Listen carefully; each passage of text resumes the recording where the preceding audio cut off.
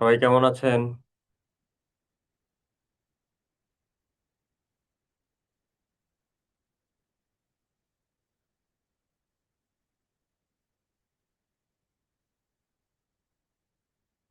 ইসরাত, আলহামদুলিল্লাহ।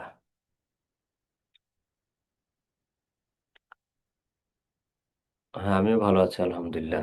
আসসালামু আলাইকুম স্যার। ওয়ালাইকুম আসসালাম। সাগর, কি অবস্থা?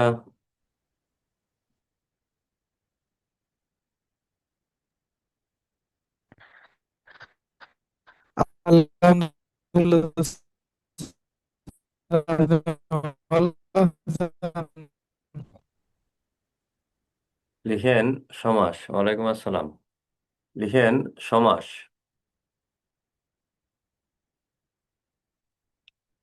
ওয়ালাইকুম আসসালাম। লিখেন সমাস শব্দের অর্থ হলো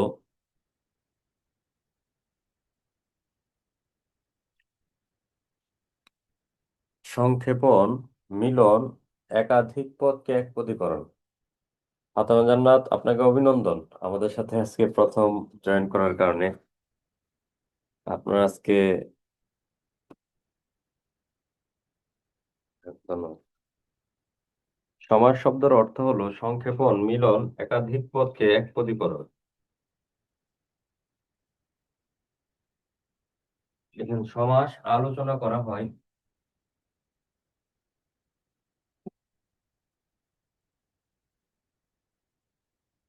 ব্যাকরণের শব্দ তত্ত্বে বা রূপ তত্ত্বে। সমাস আলোচনা করা হয় ব্যাকরণের শব্দ তত্ত্বে বা রূপ তত্ত্বে।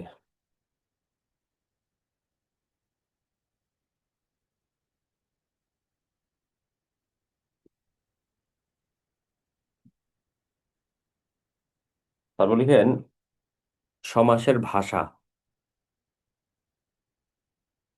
সমাসের ভাষা লিখে লিখবেন সমাস নিষ্পন্ন পদের নাম সমস্ত পদ।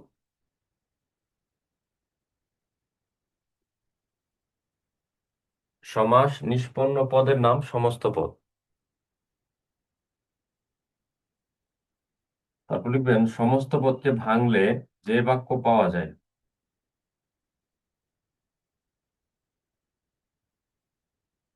সমস্ত পদকে ভাঙলে যে বাক্য পাওয়া যায় তার নাম ব্যাস বাক্য অবলিক বিগ্রহ বাক্য অবলিক সমাস বাক্য। সমস্ত পদকে স্যার, ভাঙ সমাস নিষ্পন্ন পদের নাম। সমস্ত পদ। সমস্ত পদকে ভাঙলে, এরপর লিখবেন সমস্ত পদকে ভাঙলে যে বাক্য পাওয়া যায়।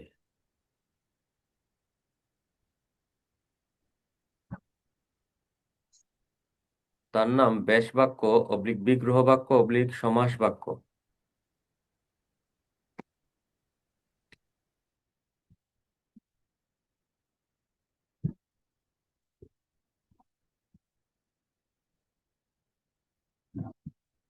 এক কাপ দুধ চা নিয়ে আসতে হবে, প্রয়োজনে টাকা নিবে। লিখছেন সমস্ত পদকে ভাঙলে যে বাক্য পাওয়া যায় তার নাম ব্যাস বাক্য অবলিক বিগ্রহ বাক্য অবলিক সমাস বাক্য।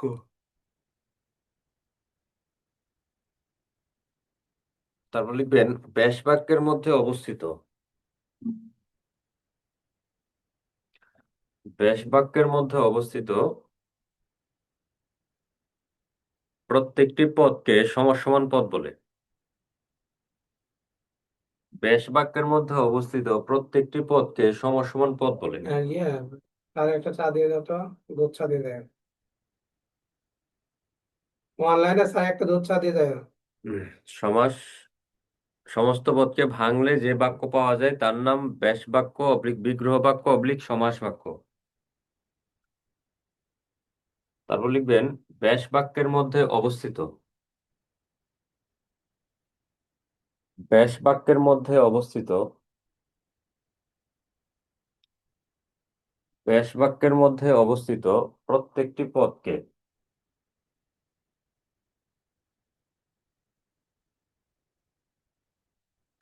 সমান পদ বলে।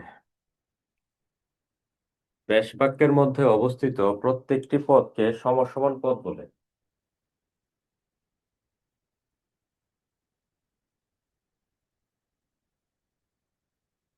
তারপর লিখবেন সমাস যুক্ত পদ বা সমস্ত পদের। সমাস যুক্ত পদ বা সমস্ত পদের প্রথম অংশকে বলা হয় পূর্বপদ। সমাসযুক্ত পদ বা সমস্ত পদের প্রথম অংশকে বলা হয় পূর্বপদ এবং শেষ অংশকে বলা হয় এবং শেষ অংশকে বলা হয় পরপদ অবলিক উত্তর পদ অবলিক শেষ পদ। এবং শেষ অংশকে বলা হয় পরপদ অবলিক উত্তর পদ অবলিক শেষ পদ।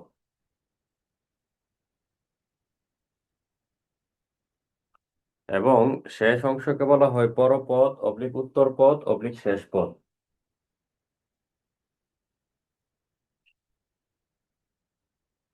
আচ্ছা, এতক্ষণ আপনি যা লিখলেন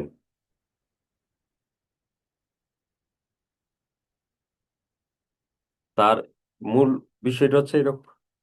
এইরকম খেয়াল করবেন,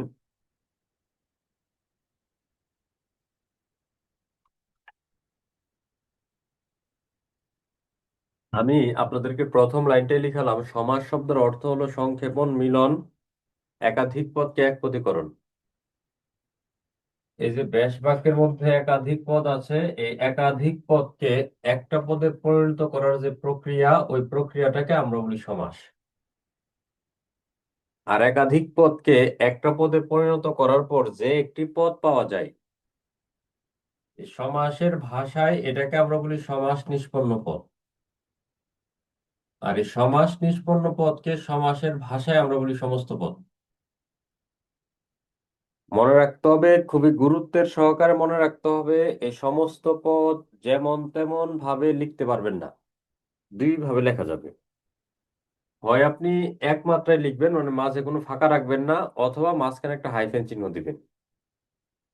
এই দুইটা শর্তের যে কোনো একটা শর্ত মেনে লিখলেই তার নাম হবে সমস্ত পদ।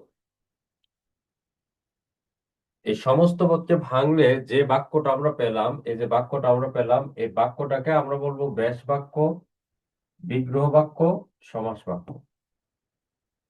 এই ব্যাস বাক্যের মধ্যে অবস্থিত যে এক একটা শব্দ আছে, এই এক একটা পদকে বলা হয় এক একটা সমসমান পদ।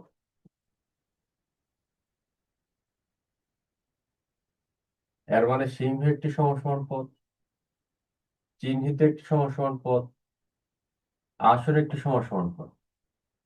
ব্যাস বাক্যের মধ্যে অবস্থিত এক একটা পদকে বলা হয় এক একটা সমসমান পদ। আমি আরো বলেছি, সমাসযুক্ত পদ মানে সমস্ত পদ। এই পদের মধ্যে অংশ পাবেন দুইটা, পদ পাবেন দুইটা। এর যে প্রথম অংশটা আছে, প্রথম অংশটার পরিচয় হবে পূর্বপদ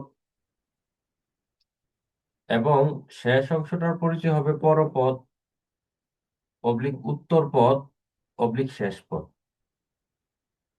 যে কোনো একটা ডাকলে সারা দিবে। আর ব্যাস বাক্যের মধ্যে আমরা পদ খুঁজে পাবো তিনটা। এই সিংহ হলো পূর্বপদ, আসন হলো পরপদ, এই পূর্বপদ পরপদ ছাড়া আর যতগুলোই পদ থাকুক না কেন, ওই পদকে আমরা বলি মধ্যপদ। তাহলে সমস্ত পদে পদ আছে দুইটা, পূর্বপদ এবং পরপদ। ব্যাস বাক্যে আছে তিনটা, পূর্বপদ, পরপদ এবং মধ্যপদ। এবার লিখেন সমাস মূলত চার প্রকার।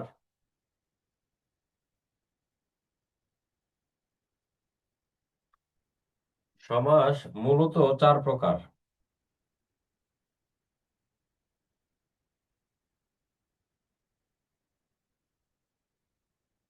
এই মূলত শব্দের অর্থ হচ্ছে প্রধানত।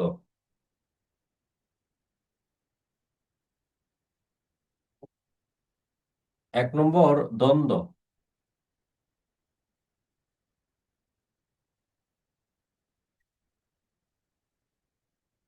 দু নম্বর বহুব্রীহি,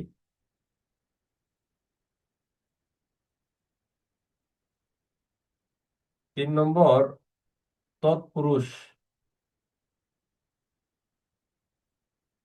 4 নম্বর কর্মধারয়।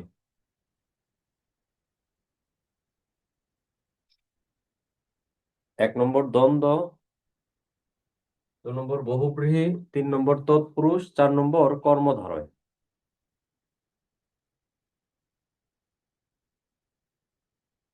আমরা এরপর লিখবেন, স্টার্ট দিয়ে লিখেন যে সমাসের যে পদ প্রধান। যে সমাসের যে পদ প্রধান।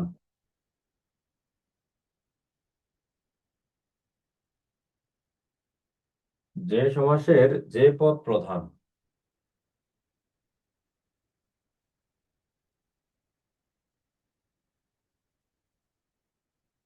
1 নম্বর দ্বন্দ্ব সমাসের উভয় পদ প্রধান। 2 নম্বর বহুব্রী সমাসের কোনো পদই প্রধান নয়।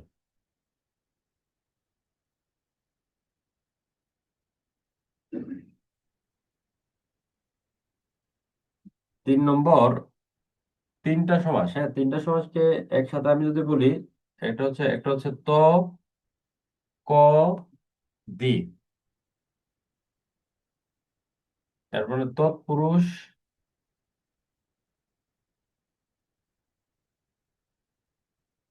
কর্মধারয় আর দিগু।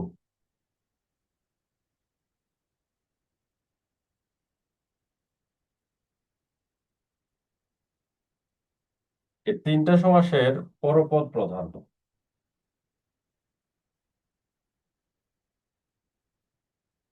তো যখন আপনি দেখবেন পরপদের অর্থের প্রাধান্য পাবে, তাহলে সে তিনটা সমাস হবে।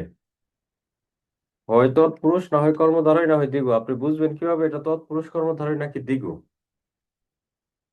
তো আপনি যখন দেখবেন যে পরপদ প্রধান আর পূর্বপদে সংখ্যা চলে আসছে,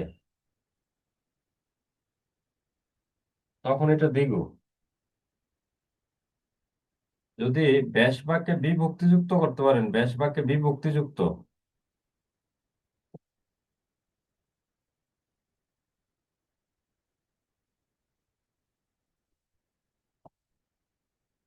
এটা তৎপুরুষ। নতুন শব্দের ব্যাস বাক্য হলে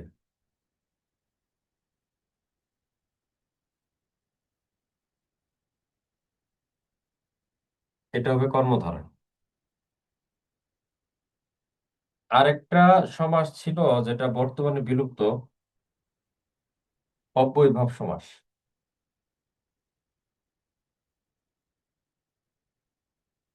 এই অব্যয়ীভাব সমাসের পূর্বপদের অর্থের প্রাধান্য ছিল। এই ছকটা যদি আপনি মনে রাখতে পারেন, আপনার কাছে কিন্তু সমাস শেষ।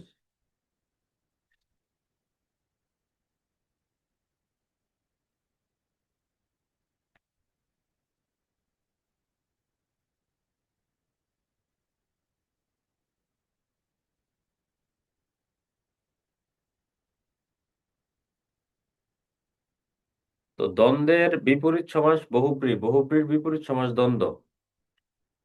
তৎপুরুষ, কর্মধারয়, দ্বিগু, এই তিনটার বিপরীত সমাস হচ্ছে অব্যয়ীভাব, আর অব্যয়ীভাবের বিপরীত সমাস হচ্ছে তৎপুরুষ, কর্মধারয়, দ্বিগু। 1 2 এর বিপরীত, 2 1 এর বিপরীত, 3 4 একটা আরেকটার বিপরীত।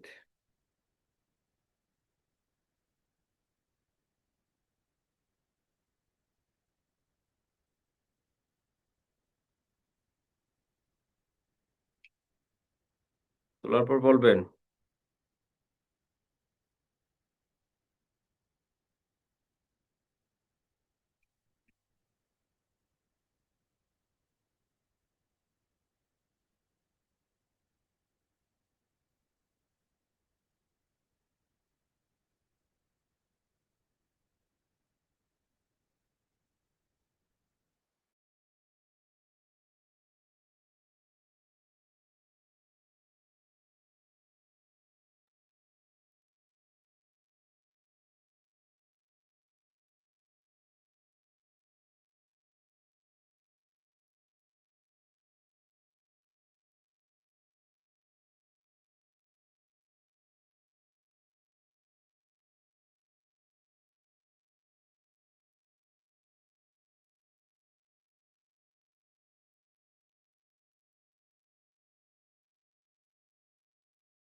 Thank you.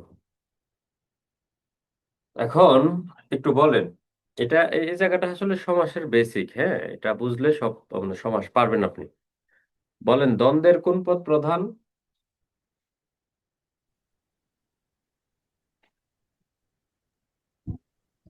উভয় পদ। উভয় উভয় পদ। পদ। উভয় পদ। বহুব্রীর কোনো পদই নয়। কোনো পদই না। নয়। আর পরপদ প্রধান কয়টা সমাসের? তিনটা। তিনটা সময়। কি কি? তৎপুরুষ, পুরুষ, কর্মধারয় এবং কর্মধারয়, দ্বিগু। দ্বিগু। আচ্ছা, কখন দ্বিগু হবে? পূর্বপদের সংখ্যা। সংখ্যা হলে। আর ব্যাস বাক্যে বিভক্তিযুক্ত হলে? তৎপুরুষ, তৎপুরুষ। তৎপুরুষ। নতুন শব্দ দিয়ে ব্যাস বাক্য হলে? কর্মধারয়। কর্মধারয় সমাস। আচ্ছা, তো এখন আমরা লিখবো দ্বন্দ্ব সমাস।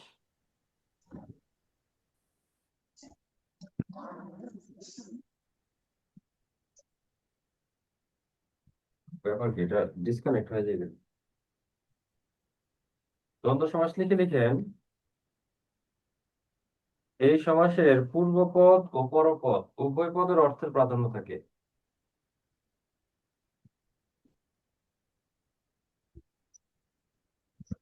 এই সমাসের পূর্বপদ ও পরপদ উভয় পদের অর্থের প্রাধান্য থাকে। তার তো অনেক গরম হয়ে গেছে। হুম। চলবে তো আপনি কল সেন্টারে দেখা দাও বেতন মধ্যে এসেছি লাগে। হুম। আচ্ছা, ব্যাস বাক্যের মাঝে ও এবং আর, ব্যাস বাক্যের মাঝে ও এবং আর এই তিনটির যে কোনো একটি যোজক বসে।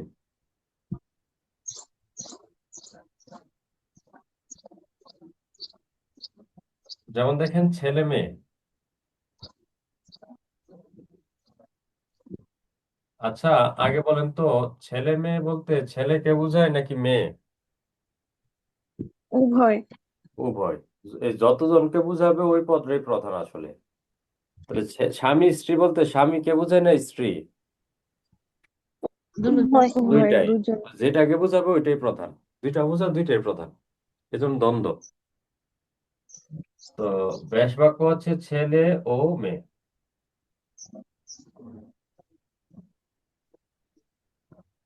পৃথিবী একটি নাট্যমঞ্চ, আমরা সবাই কুশীলব।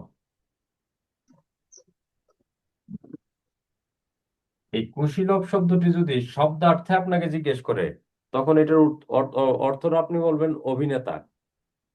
কুশীলব শব্দের দুইটা অর্থ, অভিধানে কুশীলব শব্দটি দুইবার দেয়া আছে এবং তার দুইটা অর্থ আছে।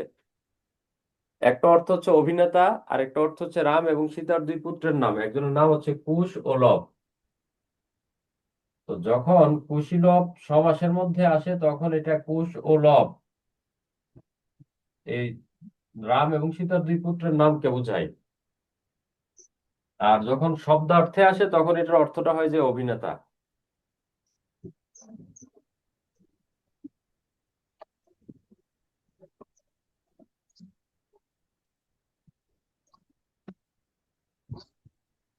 তাহলে বলেন, কুশীলব বলতে যদি কুশ কেউ নয়, লব কেউ নয়, অভিনেতাকে বোঝানো হয়, তাহলে কোন সমাস হয়ে যেত?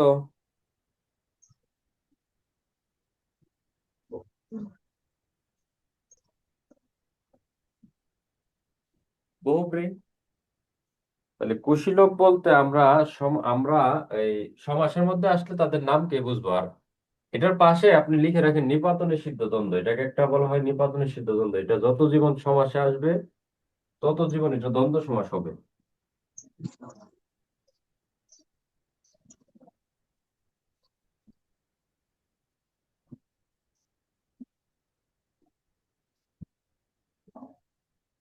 এবার লিখেন, দ্বন্দ্ব সমাস প্রধানত 8 প্রকার। দ্বন্দ্ব সমাস প্রধানত 8 প্রকার।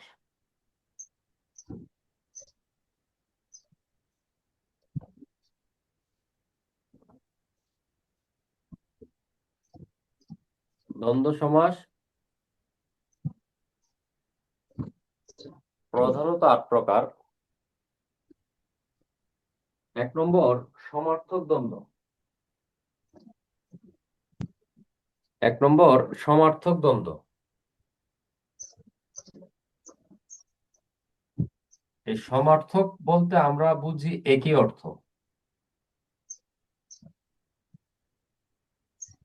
দেখেন হাট বাজার, টাকা পয়সা।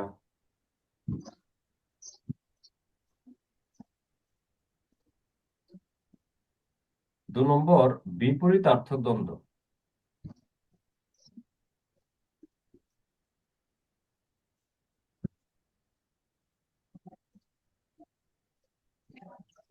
বিপরীতার্থক লিখে বিপরীত শব্দটা নিচে দাগ দিবেন, বিপরীত।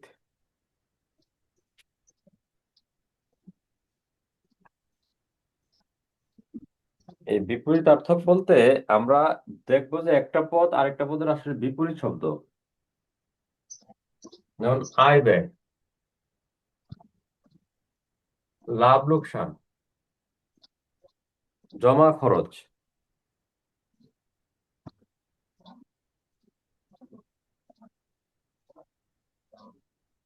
3 নম্বর হচ্ছে মিলনার্থক।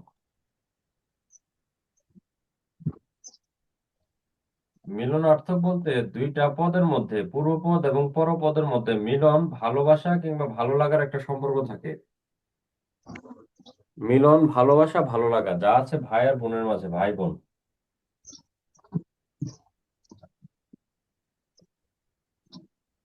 শিক্ষক ছাত্র, মা বাবা, চা বিস্কুট, জিন পরি।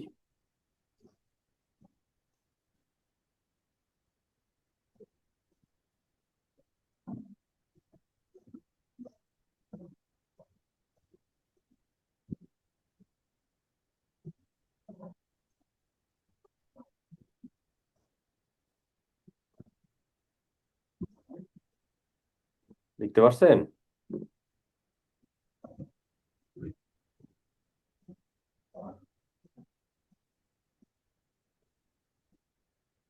চার নম্বর দিয়ে লিখেন বিরোধার্থক।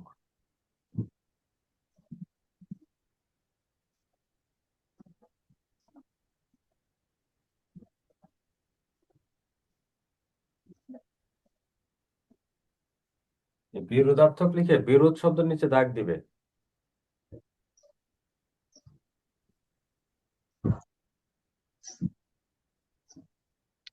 লিখেন দা কুমড়া। বিরোধ মানে একটা ঝামেলাপূর্ণ থাকবে, কাটাকাটি থাকবে, মারামারি থাকবে, লড়াই ঝগড়া বিবাদ থাকবে। দা কুমড়া। অহিনকুল, অহি মানে সাপ, নকুল মানে বেজি, অহিনকুল।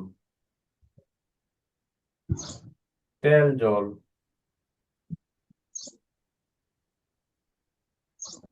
স্বর্গ নরক।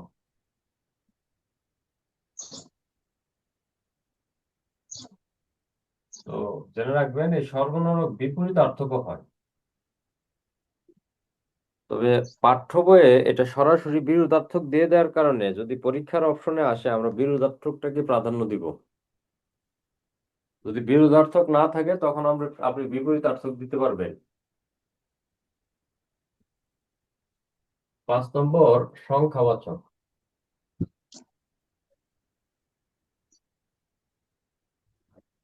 সংখ্যাবাচক লিখে সংখ্যার নিচে দাগ দিবেন, সংখ্যা।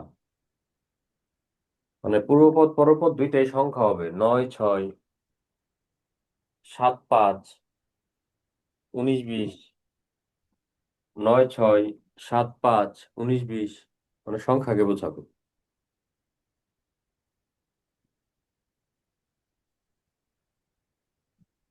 6 নম্বর দিয়ে আমরা লিখবো বহুপদী দ্বন্দ্ব।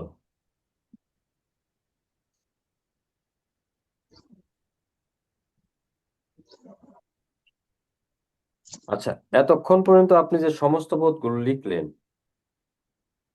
এই সমস্ত পদের পদ ছিল 2টি করে।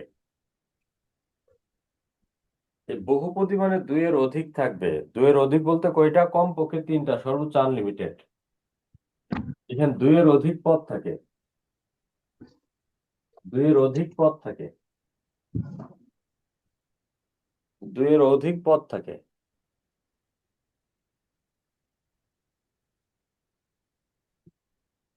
যেমন সাহেব বিবি গোলাপ।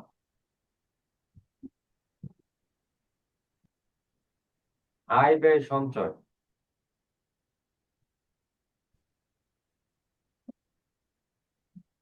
সাহেব বিবি গোলাম আয় ব্যয় সঞ্চয়। বই খাতা কলম কিতাব।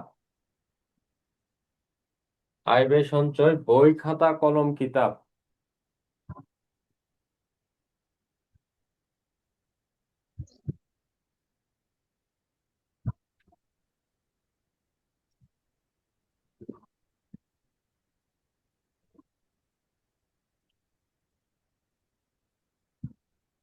7 নম্বর দিয়ে লিখেন একশেষ দ্বন্দ্ব।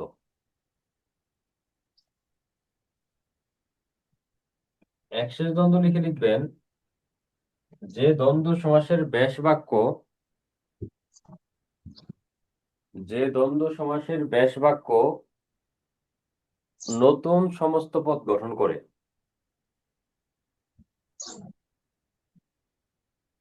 যে দ্বন্দ্ব সমাসের ব্যাস বাক্য নতুন সমস্ত পদ গঠন করে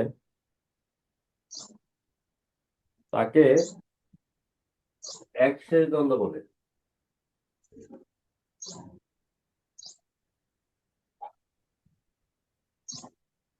যে দ্বন্দ্ব সমাসের ব্যাস বাক্য নতুন সমস্ত পদ গঠন করে তাকে একশেষ দ্বন্দ্ব বলে।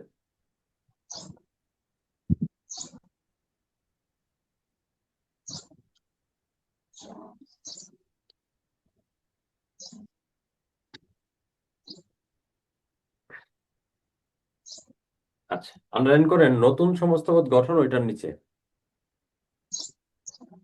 তার মানে ব্যাস বাক্য হবে একরকম আর সমস্ত পদটা হয়ে যাবে নতুন, ওইটার নামই হবে একশেষ। যেমন জায়া ও পতি।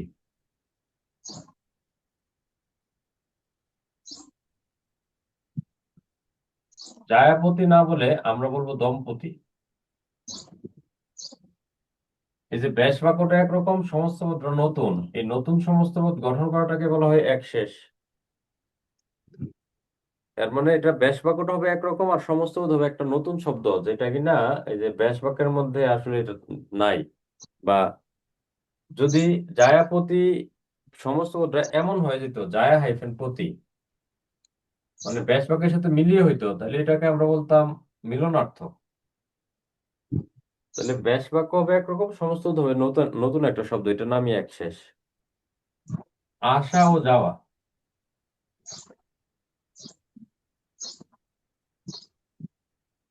যদি আসা যাওয়া বলি তাহলে বিপরীত,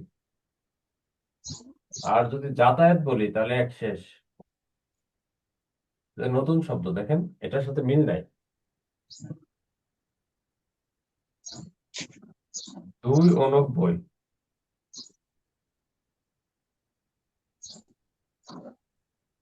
বিরানব্বই।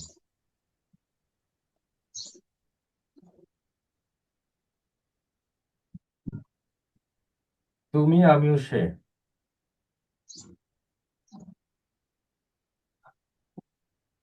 আমরা। এই 92 এবং আমরা,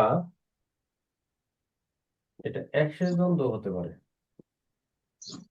একশেষ দ্বন্দ্ব তো আমরা পড়তেছি, একশেষ দ্বন্দ্বের পাশাপাশি এই দুইটা সমস্ত পক্ষে যারা ব্যাকরণ আছেন, ব্যাকরণের পণ্ডিত যারা আছেন, এরা এই আরেকটা সমাসে নিয়ে নিয়ে নিল, এটা হচ্ছে নিত্য সমাস। তাহলে আমরা দেখলাম যে দুইটা সমস্ত পদ আমরা পেলাম যেটা কিনা একশেষ দ্বন্দ্ব হবে, নিত্য হবে। একটা হচ্ছে 92 আর একটা হচ্ছে আমরা। অপশনে যদি দুইটাই থাকে তাহলে আপনি নিত্যকে বাছাই করে নেবেন, কারণ মূলত তো সে ছিল একশেষ, কিন্তু অতিরিক্ত আবার নিত্যতে নিয়ে যাওয়া হয়েছে, তাহলে নিত্যর প্রাধান্যটা আমরা দিব। আর সচরাচর এটা থাকে না, হ্যাঁ, একশেষ দ্বন্দ্ব আর নিত্য একসাথে থাকে না।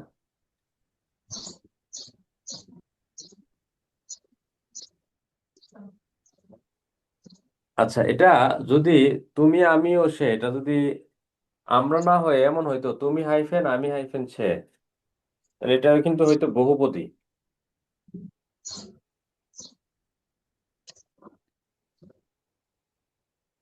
এবার লিখেন অনুক দ্বন্দ্ব।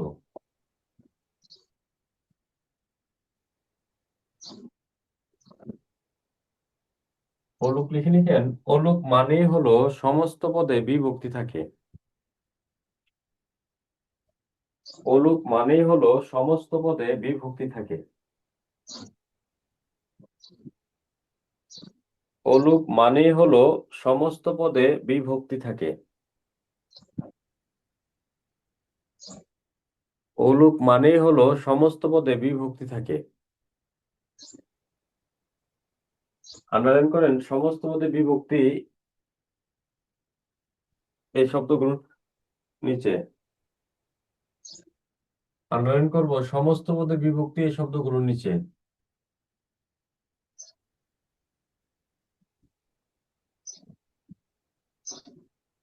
আচ্ছা দেখেন, তাহলে সমস্ত পদে বিভক্তি থাকলেই ওই সমস্ত পদটাকে আমরা বলি অলুক। আর এই অলুক শব্দটি তিনটা সমাসের সাথে জড়িত হয়ে যায়। একটা হচ্ছে দ্বন্দ্ব, একটা হচ্ছে তৎপুরুষ, আর একটা হচ্ছে বহুব্রী। আচ্ছা, আপনাদের কাছে আমি প্রশ্ন হচ্ছে, তাহলে আপনি বুঝবেন কিভাবে এটা দ্বন্দ্ব, তৎপুরুষ নাকি বহুব্রী? বলেন তো, কিভাবে বুঝবো এটা কি দ্বন্দ্ব নাকি তৎপুরুষ নাকি বহুব্রী?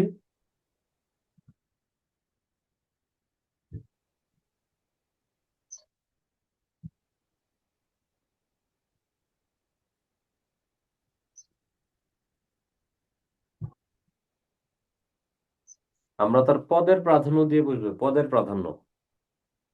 বলেন দ্বন্দ্বের কোন পদ প্রধান?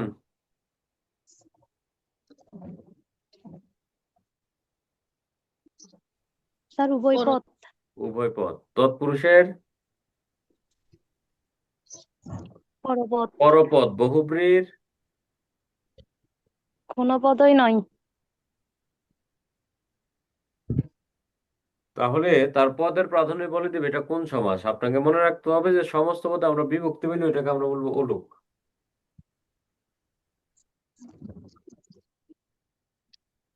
যেমন জল, স্থল। এই বলেন জল স্থল বললে কোন পদ প্রধান? উভয়। তাহলে এটা দ্বন্দ্ব, একটা আর একটা বিপরীত, এজন্য বিপরীতার্থক দ্বন্দ্ব। আর অলুক হতে গেলে এই সমস্ত পদে বিভক্তি লাগবে। বিভক্তি আসার কারণে অলুক। উভয় পদ প্রধানের জন্য দ্বন্দ্ব। ব্যাস বাক্য হবে জলে ও স্থলে। আচ্ছা বলেন তো দেখি, দেশে বিদেশে এটা যে অলুক দ্বন্দ্ব কিভাবে বুঝলেন?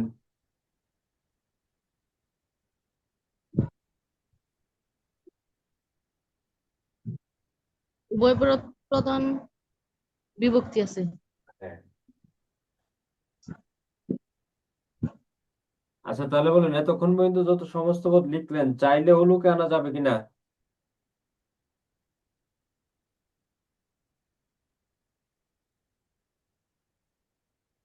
এতক্ষণ পর্যন্ত যত সমস্ত পদ লিখলেন, চাইলে অলুকে আনা যাবে কিনা?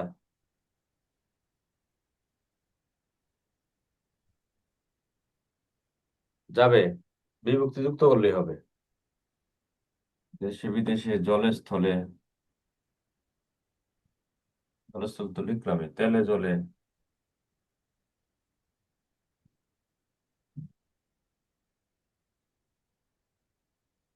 নয়ে ছয়ে।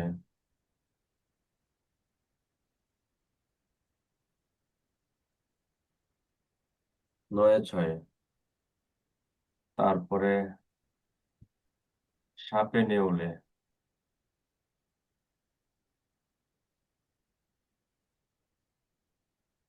সাপে নেউলে।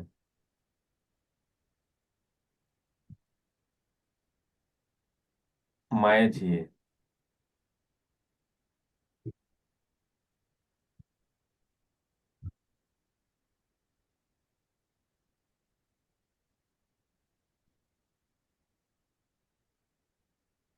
হাতে পায়ে।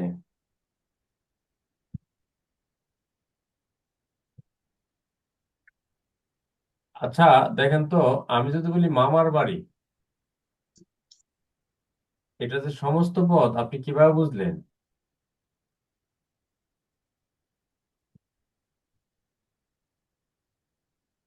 মামার বাড়ি এটা একটি সমস্ত পদ, কিভাবে বুঝলাম?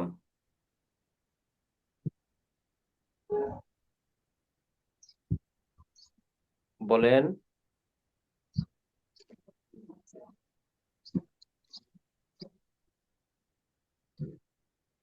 সমস্ত পদ কিভাবে চিনলেন?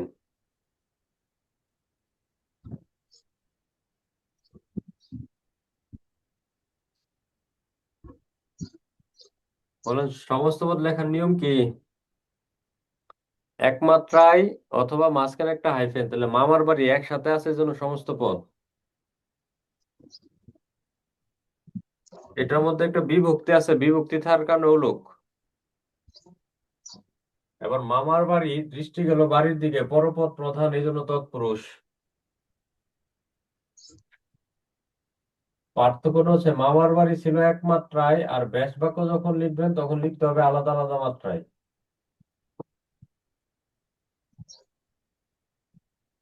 কাঠের পুতুল,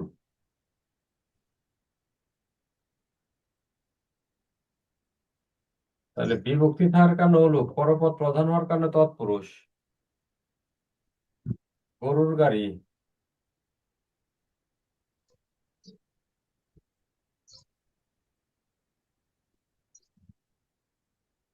সোনার বাংলা।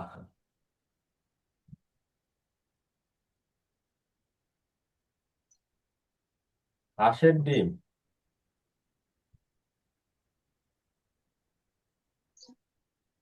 ঘোড়ার ডিম, পরপদ প্রধান, ডিম প্রধান।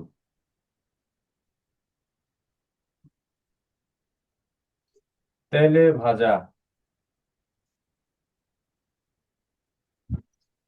ঘিয়ে ভাজা। পানির বোতল, পানি লাগবে, পানি, পানির বোতল।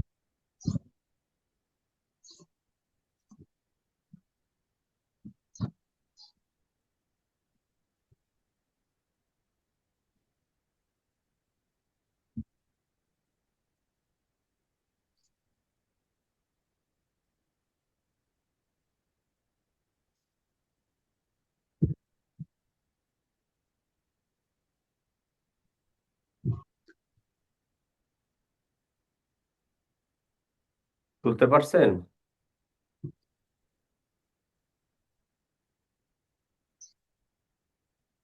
জি স্যার। হুম। এবার বহুব্রী। আমরা জানি বহুব্রীর পূর্বপদ এবং পরপদ কোনো পদেরই অর্থের প্রাধান্য থাকবে না। এই বহুব্রী সমাস একজন ব্যক্তি কিংবা বস্তুকে বোঝাতে পারে। তো যখনই আমি বলি কানে পেন্সিল,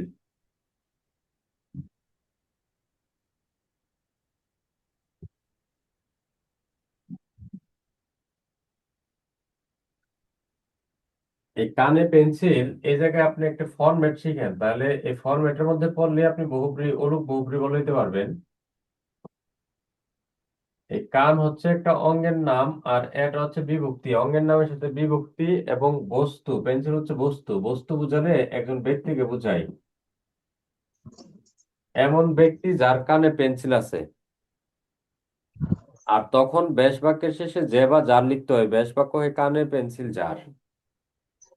তো এই ফরম্যাটে যা পাবো একজন ব্যক্তিকে বোঝাবে, কানে পেন্সিল, কানে কলম, মাথায় পাগড়ি, গলায় গামছা,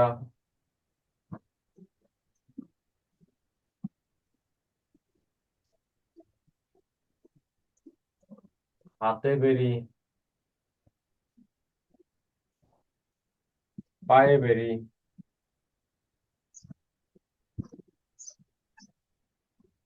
আল্লাহু একবার।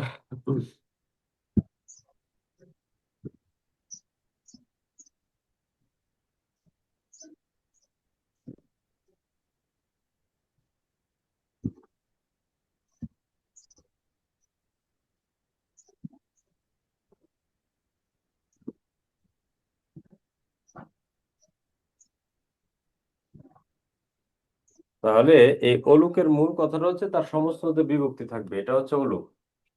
আর পদের প্রাধান্য অনুসারে এটা আমরা বলবো যে এটা আসলে কোনটার মধ্যে যায়। এবার লিখেন কর্মধারী সমাস। কর্মধারী সমাস লিখেন কর্মধারী সমাসকে বলা হয় বিশেষ্য ও বিশেষণের সমাস। কর্মধারী সমাসকে বলা হয় বিশেষ্য ও বিশেষণের সমাস।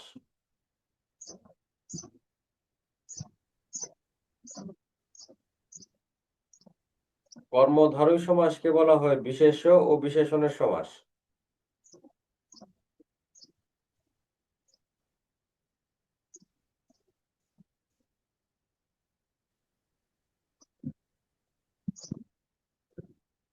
কর্মধারী সমাস প্রধানত চার প্রকার। কর্মধারী সমাস প্রধানত চার প্রকার।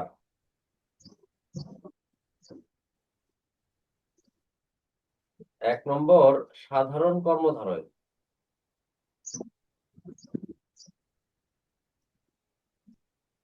দু নম্বর মধ্যপদলোপী কর্মধারয়।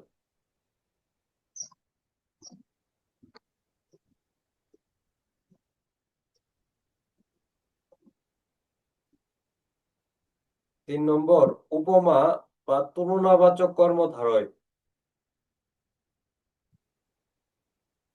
উপমা বা তুলনাবাচক কর্মধারয়।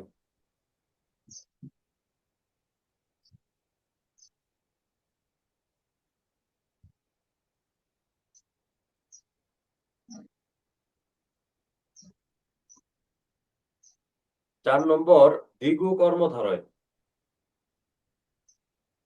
তো আগে দ্বিগু সমাসটা আলাদা ছিল। আগে এই যে দ্বিগু সমাসটা আপনি লিখলেন এটা আলাদা ছিল, এখন এটাকে ওই কর্মধারয়ের অন্তর্ভুক্ত করে ফেলা হয়েছে। তো করে ফেললো, আসলে নামটা দ্বিগু সমাসে আছে। দ্বিগু কর্মধারয় লিখি, কিন্তু আসলে দ্বিগু কর্মধারয় আমরা বলি না, আমরা দ্বিগু সমাস এটাই বলি।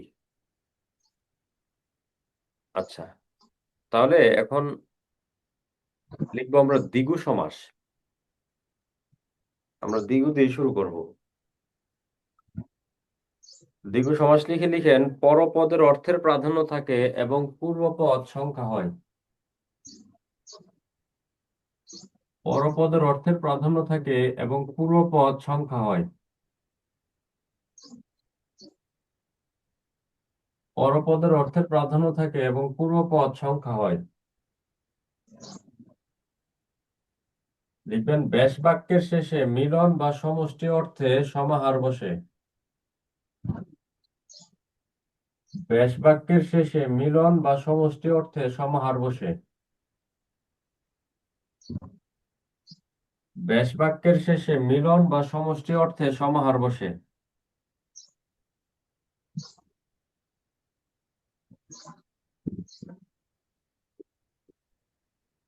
ব্যাস বাক্যের শেষে মিলন বা সমষ্টি অর্থে সমাহার বসে।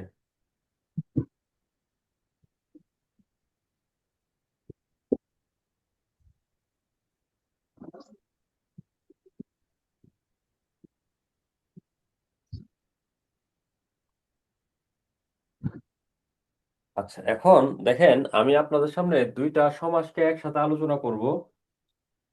এর আগে আমি দেখাচ্ছি যে তিন একটা সংখ্যা আছে, সংক্ষিপ্ত রূপ হচ্ছে তিনটা, একটা ত্রি, তে, সে। যেমন ত্রিভুজ, তিন ভুজ, তে মাথা, তিন মাথা, সে তার, তিন তার। তো পূর্বপদ সংখ্যা হলে সে দুইটা সমাস হতে পারে, হয় দ্বিগু হবে না হয় বহুব্রী হবে। তো আচ্ছা, আপনারা বলেন তো দ্বিগুর কোন পদ প্রধান?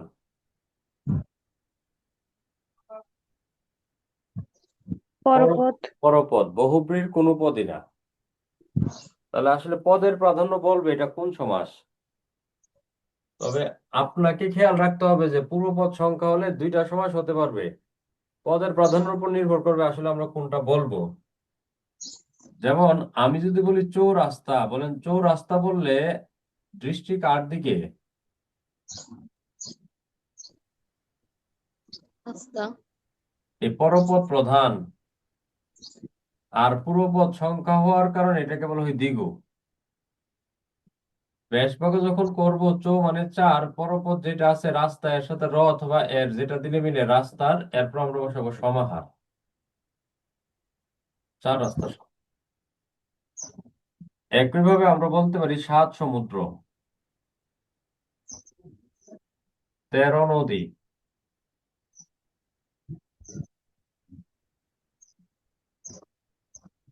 16 ঋতু,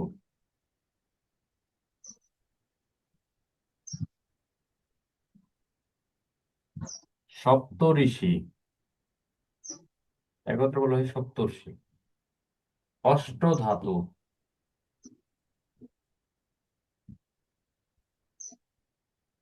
9 রত্ন, রত্ন মানে মূল্যবান পাথর, 9 রত্নের সমাহার, নবরত্ন, ত্রিফলা, 3টা ফলের মিশ্রণকে আমরা ত্রিফলা বলি, ত্রিফলা, শতাব্দী, শত অব্দের সমাহার, সপ্তাহ, সপ্তাহ মানে দিনের সমাহার,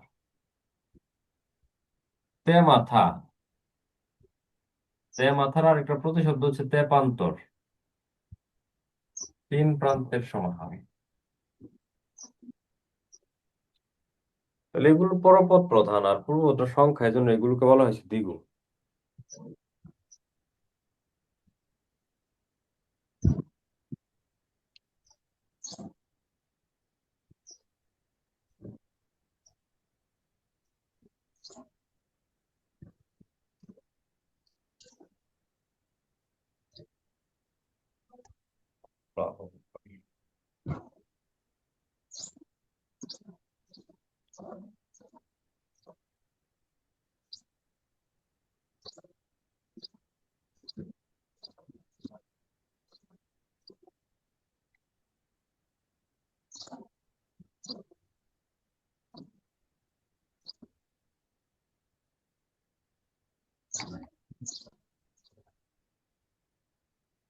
এবার আসেন বহুব্রীতে যাই।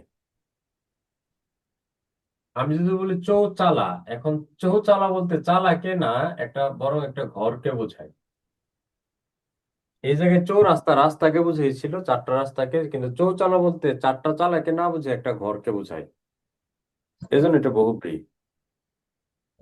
আর ব্যাস বাক্য হবে 4 চাল আছে যে ঘরে।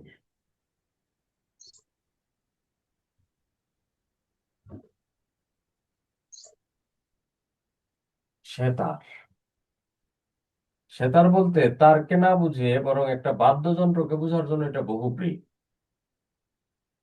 ব্যাস বাক্য হবে 3 তার আছে যে যন্ত্রের। 3 পায়া বিশিষ্ট যে টেবিল গুলো আছে, টেবিল গুলোকে আমরা বলি তেপায়া।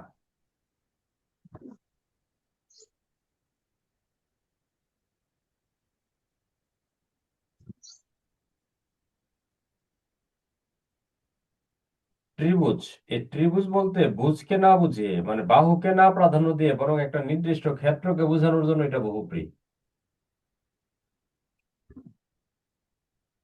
দশানন, আপনারা জানেন দশানন বলতে যাকে বোঝানো হয় তার নাম রাবণ।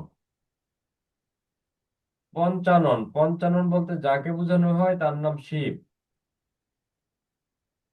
দশভুজা, দশভুজা বলতে আমরা যাকে বুঝি তার নাম দুর্গা।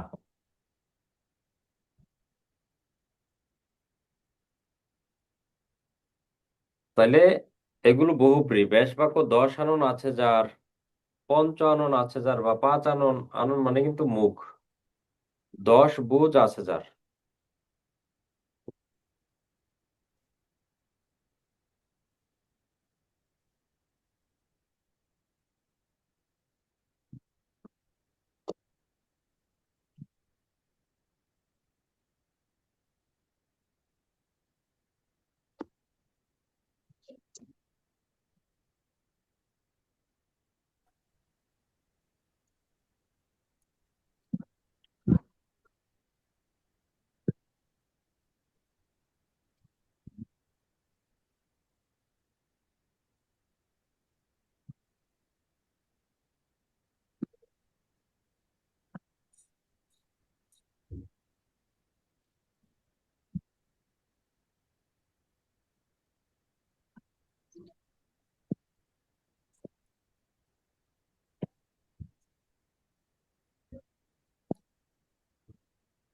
লিখতে পারছেন?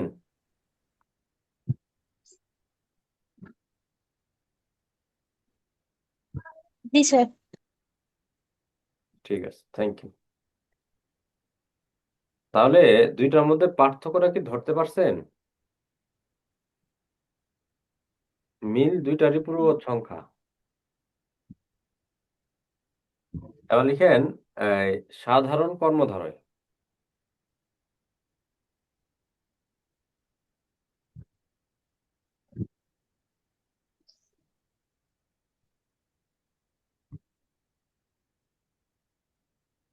এবার সাধারণ কর্মধারয় লিখে লিখবেন, লিখেন পরপদের অর্থের প্রাধান্য থাকে এবং পূর্বপদ বিশেষণ হয়।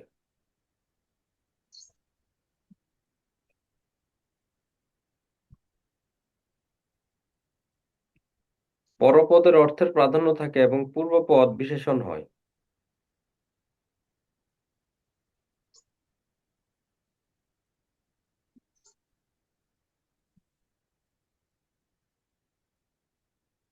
তারপর লিখেন ব্যাস বাক্যের মাঝে, ব্যাস বাক্যের মাঝে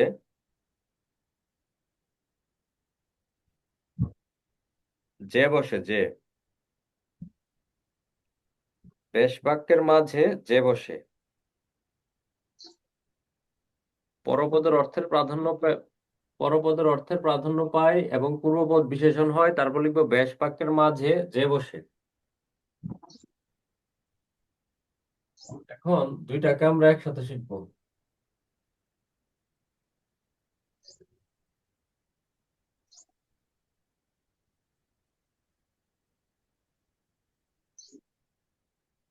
তাহলে পূর্বপদ বিশেষণ,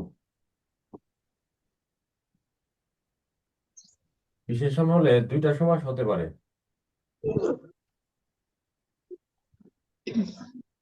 এক নম্বর সাধারণ কর্মধারয় অথবা সমানাধিকরণ বহুব্রী।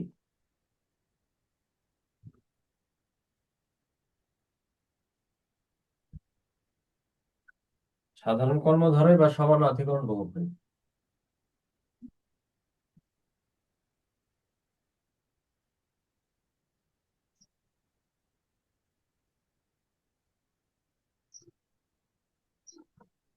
মিল হচ্ছে দুইটার পূর্বপদ বিশেষণ। যেমন দেখেন নীল আকাশ,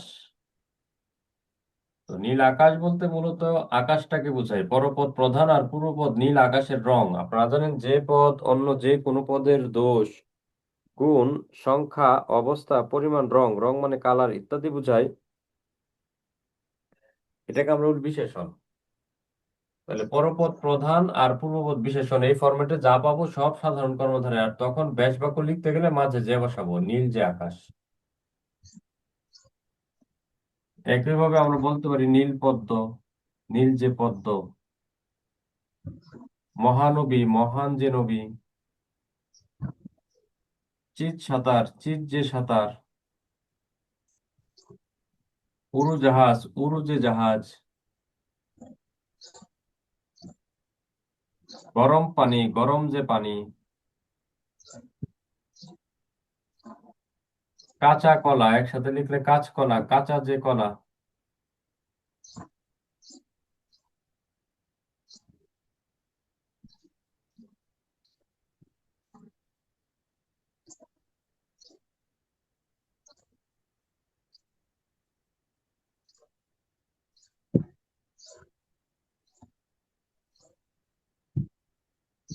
তাহলে এই পরপদরা প্রাধান্য পাবে আর পূর্বপদরা বিশেষণ হবে। এই ফরম্যাটে যা পাবো সব সাধারণ কর্মধারয়। এবার আমরা যাবো বহুব্রীতে। দেখেন আগে এই বহুব্রী, এটার অন্য একটা পদের অর্থের প্রাধান্য দিবে। যেমন নীলকণ্ঠ, নীলকণ্ঠ বলতে কণ্ঠকে না বুঝিয়ে শিবকে বোঝায়, এজন্য এটা চিরদিনের জন্য বহুব্রী। আর পূর্বপদ নীল বিশেষণ হওয়ার কারণে সমানাধিকরণ, ব্যাস বাক্য নীলকণ্ঠ যার। পীতাম্বর, পীতাম্বর বলতে কৃষ্ণকে বোঝায়, ব্যাস বাক্য পীতম্বর যার। সুশীল, সুশীল বলতে একজন ব্যক্তিকে বোঝায়। সু মানে সুন্দর আচরণ যার, মানে ভদ্র একজন ব্যক্তি। সুশীল যার, বেশ বাক্যবে সুশীল যার। ঋত মানে শেষ, সর্বস্ব মানে সবকিছু। ঋত সর্বস্ব মানে নিঃস্ব অসহায় একটা ব্যক্তি, ঋত সর্বস্ব যার।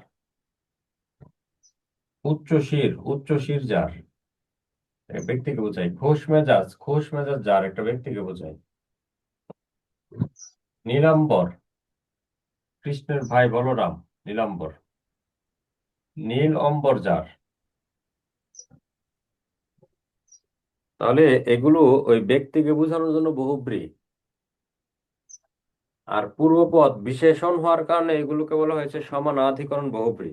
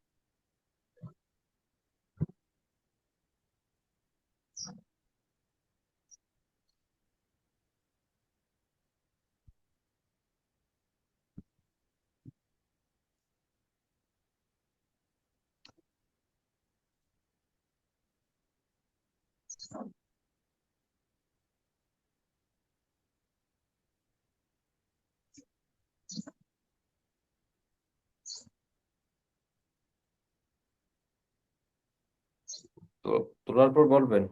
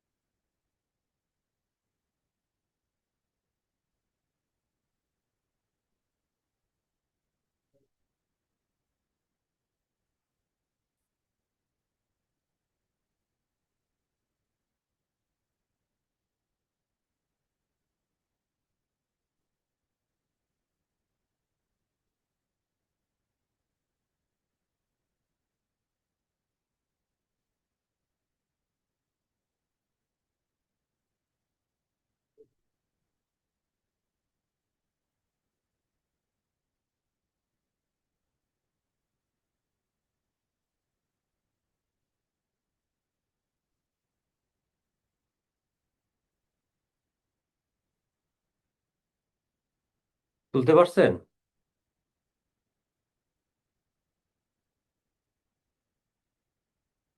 ডান। জি স্যার। শেষ। Thank you. এবার লিখেন সাধারণ কর্মধারয় সমাস হওয়ার বিশেষ শর্ত।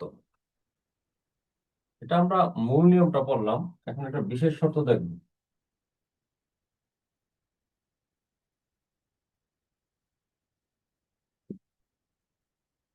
সাধারণ কর্মধারয় সমাস হওয়ার বিশেষ শর্ত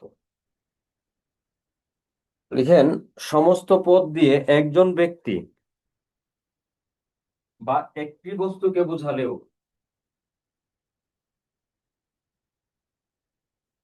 সাধারণ কর্মধারয় সমাস হবে। সমস্ত পদ দিয়ে একজন ব্যক্তি বা একটি বস্তুকে বোঝালেও সাধারণ কর্মধারয় সমাস হবে তখন ব্যাস বাক্যে যিনি তিনি, তিনি লিখে একটা দিতে হবে, যিনি তিনি, যে সেই, যা তাই ইত্যাদি বসে। তখন ব্যাস বাক্যে যিনি তিনি, যে সেই, যা তাই ইত্যাদি বসে। সমস্ত পদ দিয়ে একজন ব্যক্তি বা একটি বস্তুকে বোঝালেও সাধারণ কর্মধারয় সমাস হবে তখন ব্যাস বাক্যে যিনি তিনি, যে সেই, যা তাই ইত্যাদি বসে। সমস্ত পদ দিয়ে একজন ব্যক্তি বা একটি বস্তুকে বোঝালেও সাধারণ কর্মধারয় সমাস হবে তখন ব্যাস বাক্যে যিনি তিনি, যে সেই, যা তাই ইত্যাদি বসে।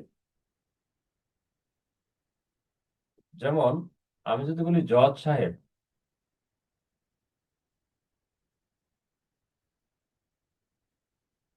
আপনি যদি বলেন জজ সাহেবের কোন পদ প্রধান, আপনার প্রশ্ন উত্তর হচ্ছে এটার পদের প্রাধান্য বিবেচনা না করে জজ সাহেব বলতে একজন ব্যক্তিকে বোঝার কারণে তার বিশেষ শর্ত মেনে এটাকে বলা হয়েছে সাধারণ কর্মধারয়। ব্যাস বাক্য হবে যিনি জজ তিনি সাহেব। রাজা ঋষি হয়ে গেছে তাকে বলা হয়েছে রাজর্ষি, তাহলে যিনি রাজা তিনি ঋষি।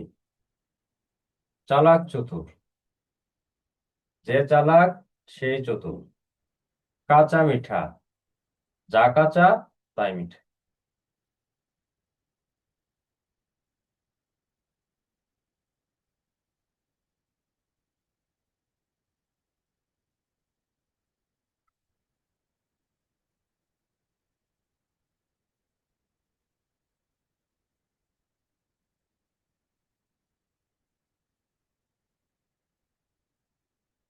এবার লিখেন আজকের ক্লাসের শেষ আলোচনা এটা।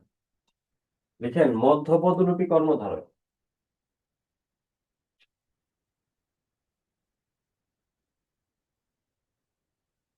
মধ্যপদরূপী কর্মধারয় লিখে লিখবেন ব্যাস বাক্যের মধ্যপদ লোপ পায়। মধ্যপদরূপী কর্মধারয় লিখে লিখবেন ব্যাস বাক্যের মধ্যপদ লোপ পায়।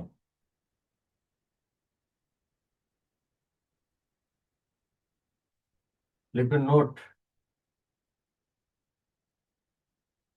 মধ্যপদ অর্থবোধক শব্দ হবে।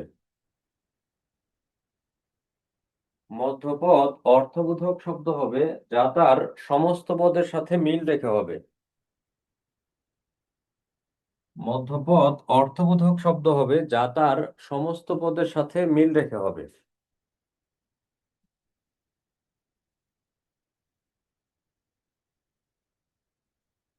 এখন আমরা দুইটাকে একসাথে পড়বো, একটা হচ্ছে মধ্যপদলোপী কর্মধারয় আর একটা হচ্ছে মধ্যপদলোপী বহুব্রী। দুইটার পার্থক্য বুঝে গেছি, একটার পরপদ প্রধান আর একটার কোনো পদই নয়। খেয়াল করেন, বুঝলে কমন না পড়লে উত্তর পারবেন। যেমন আমি যদি বলি সিংহাসন, সিংহাসন বলতে আমরা একটা আসনকে বুঝি যে আসনটার মধ্যে সিংহের চিহ্ন দেয়া থাকে। যেহেতু চিহ্ন দেয়া থাকে বাস্তবতার সাথে মিলিয়ে এর মধ্যপদটা আমরা লিখলাম সিংহ চিহ্নিত আসন। এই জায়গায় মধ্যপদ একাধিক শব্দ হতে পারবে, কোনো সমস্যা নাই, কিন্তু এমন শব্দ লিখতে হবে যেটা কিনা তার সমস্ত পদের সাথে মিল থাকতে হবে। তো বারবার তো আর আমি সমস্ত ব্যাস বাক্য লিখবো না, ব্যাস বাক্যের মধ্যপদটা আমি এইভাবে মার্ক করে লিখে দিব যেন আপনি ব্যাস বাক্যটা লিখতে পারেন। একইভাবে দেখেন আমি যদি বলি হাত ঘড়ি, তাহলে হাত ঘড়ি বলতে ঘড়িকে বোঝায়, এটা আমরা হাতে পরি, এই জন্য হাতে পরার ঘড়ি। খেয়া ঘাট, খেয়া পারাপার হওয়ার জন্য যে ঘাটটা, এটাকে আমরা বলি খেয়া ঘাট, তাহলে এটা খেয়া পারাপারের ঘাট, পারাপারের ঘাট। চাল কুমড়া, চাল কুমড়া বলতে আমরা একটি কুমড়াকে বুঝি, সে চালে আশ্রয় করে থাকে বলে মধ্যপদ লিখতে হয় আশ্রিত। ঘর জামাই বলতে আমরা জামাইকে বুঝি, সে ঘরে আশ্রয় করে থাকে বলে তার নাম ঘর জামাই, ঘরে আশ্রিত জামাই।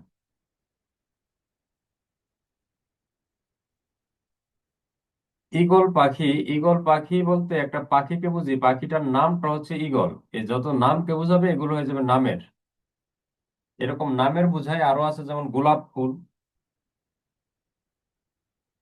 গোলাপ নামের ফুল। আয়না ঘর, আয়না নামের ঘর। পদ্মা সেতু, পদ্মা নামের সেতু, এগুলো নাম বোঝায়। আবার আমি যদি বলি চিকিৎসা শাস্ত্র, তাহলে চিকিৎসা শাস্ত্র বলতে একটা শাস্ত্রকে বোঝায়, এই শাস্ত্রের বিষয়বস্তু হচ্ছে চিকিৎসা, বিষয় বুঝাইলে হয় বিষয়ক। এরকম বিষয় বুঝে আরো আছে শিক্ষামন্ত্রী, শিক্ষা বিষয়ক মন্ত্রী। প্রাণীবিদ্যা, প্রাণী বিষয়ক বিদ্যা। সাহিত্য সভা, সাহিত্য বিষয়ক সভা। এই বিষয়কে বুঝালে বিষয়ক, নামকে বুঝালে নামের।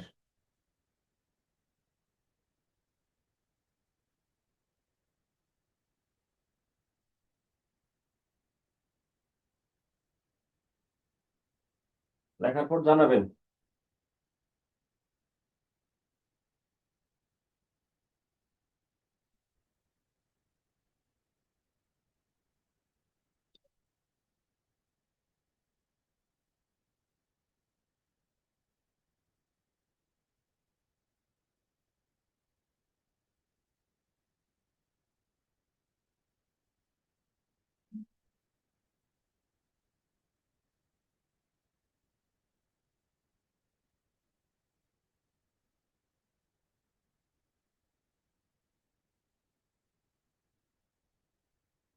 বুঝতে পেরেছেন?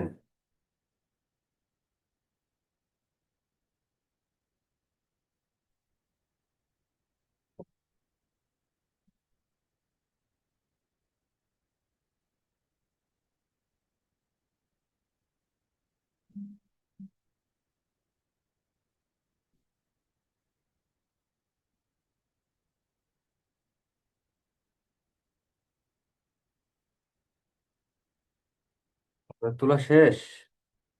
জি স্যার, শেষ। আচ্ছা, থ্যাংক ইউ। এবার মধ্যপদলিপি বহুব্রীর মধ্যে স্টার্ট দিয়ে লিখেন, এগুলো সাধারণত অনুষ্ঠান বিষয়ক হয়। এগুলো সাধারণত অনুষ্ঠান বিষয়ক হয়। অনুষ্ঠান বিষয়ক না হলে ব্যাস বাক্যের ন্যায় বা মত থাকে। অনুষ্ঠান বিষয়ক না না হলে ব্যাস বাক্যের ন্যায় বা মত থাকে।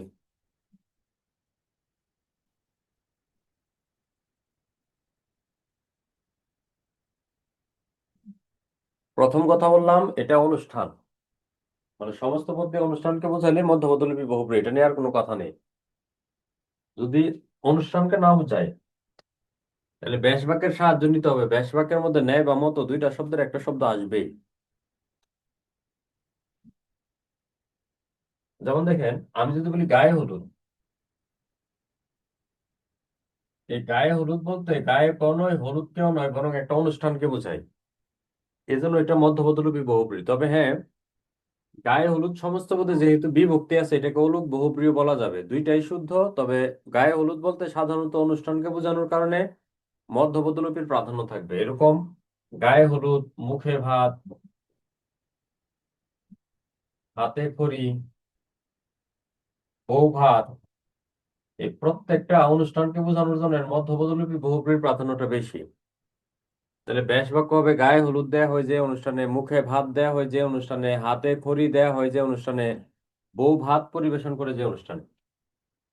এখন এই অনুষ্ঠান নয়, কিন্তু ব্যাস বাক্য লিখতে গেলে ন্যায় বা মত আসে এমন কয়েকটা শব্দ দেখেন। এর মধ্যে একটা হচ্ছে মেঘনাদ। এই মেঘনাদ সে হচ্ছে রাবণের পুত্র। সে ডাকলে নাকি মেঘের মতো গর্জন করত।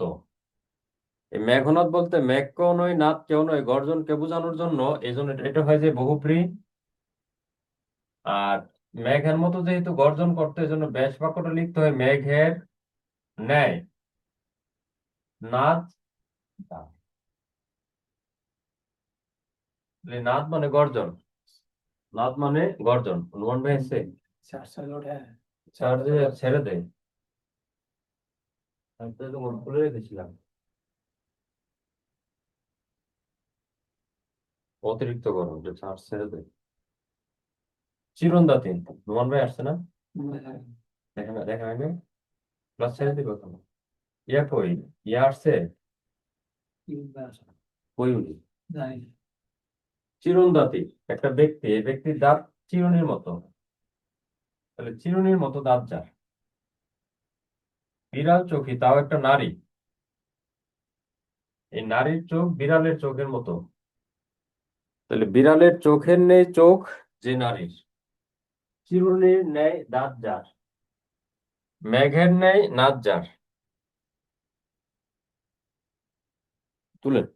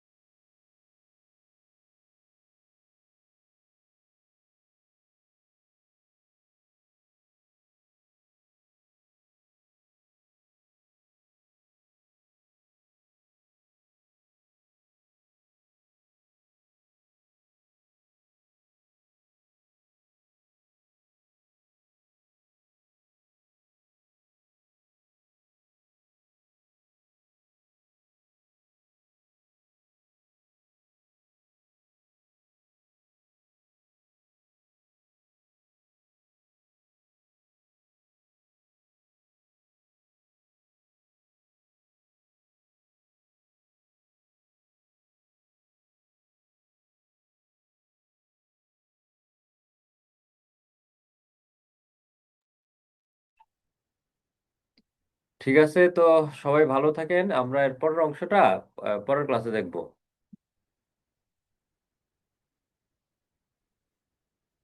ঠিক আছে, ধন্যবাদ সবাইকে। ব্যাংকে যাবো একটু, হ্যাঁ? দেখি পাসবুক